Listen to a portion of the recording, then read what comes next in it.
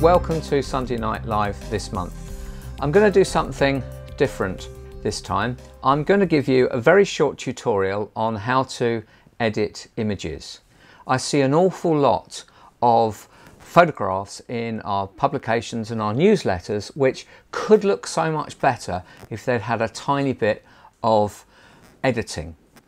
Now, I'm going to use Photoshop for this, but the tools that I'm using are available in every single photo editing piece of software that's available on the market.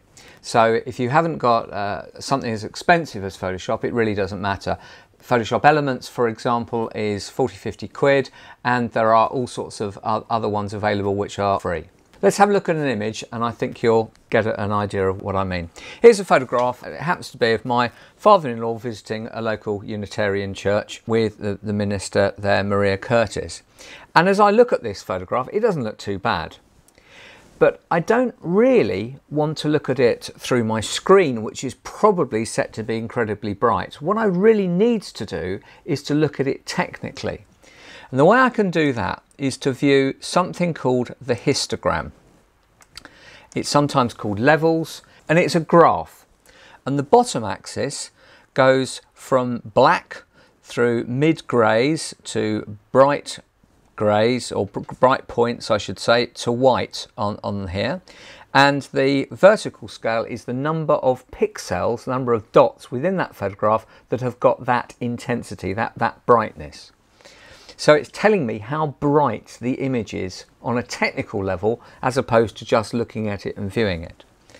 And straight away I can see that I've got a problem, because this graph really should stretch right the way across the bottom of the axes.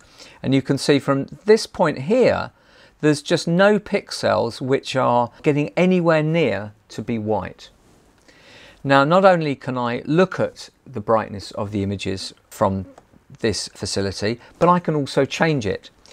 And what we need to do is to take this triangle here, which is called the white point, and drag it back to where the graph really starts. So you can see it tails down here, and I've just dragged it about to there.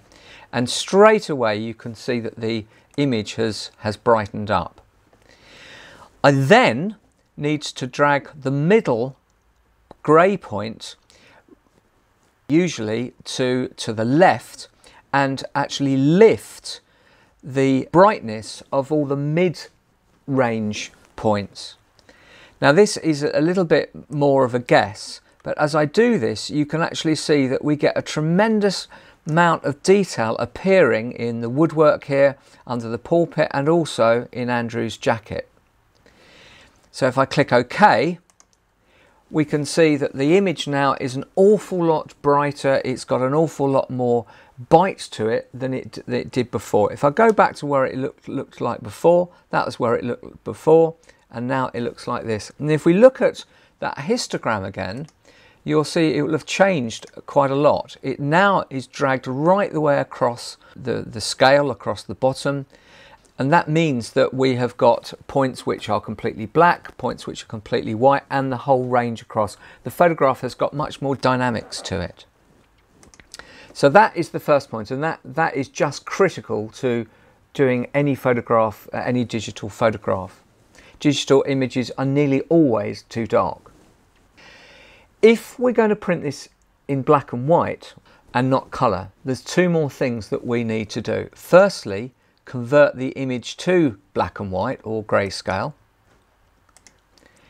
But secondly, and this is the bit that a lot of people don't do, try and find where you can adjust the contrast of the photograph, and this will vary depending on which software you're using, and increase the contrast of the photograph by between 10 and 15%.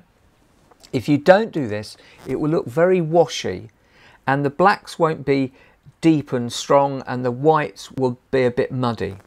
The next thing you should try and do, whether you're printing your newsletters locally or they're going off to be printed commercially, is to print that on a local printer and see what it looks like. There's no substitute for doing that. If it looks okay there, when it goes off to the printer and you get it back, pin a copy of that photograph up on your wall and adjust the brightness of your screen to try and match the brightness of the image that's there. That calibrates the screen so that it gives you a much better indication when you're looking at any image as to whether or not it's going to look that way in print. Just a few tips for you. I hope you find those useful. Bye bye, see you next month.